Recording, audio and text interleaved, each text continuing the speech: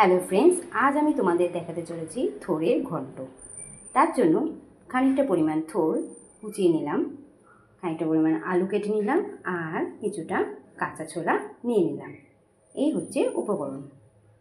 এরপর প্যানটি গরম হলে প্যানের মধ্যে খানিকটা পরিমাণ সর্ষের তেল দিয়ে তার মধ্যে কয়েকটা শুকনো লঙ্কা, একটা তেজপাতা আর কিছুটা সাদা জিরে দিয়ে দেওয়া হলো।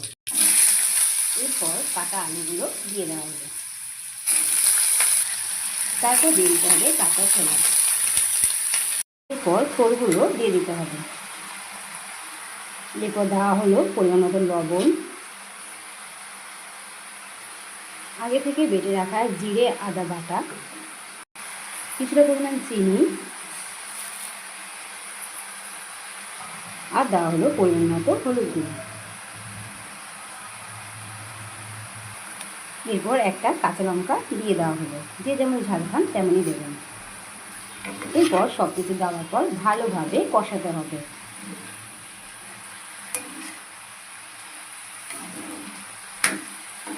এরপর কষানো হয়ে গেলে পরিমাণ মতো জল দিয়ে দিতে হবে। তরকারিটা প্রায় হয়ে এসেছে, এবার নামানোর আগে কিছুটা গরম মশলা দিয়ে দেওয়া হলো। দেখতে পাচ্ছেন থোড়ের ঘন্ট রেডি। খুবই সুস্বাদু রেসিপি।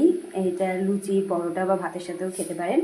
যদি ভালো লেগে থাকে তো অবশ্যই বাড়িতে ট্রাই করে খাবেন। টাটা।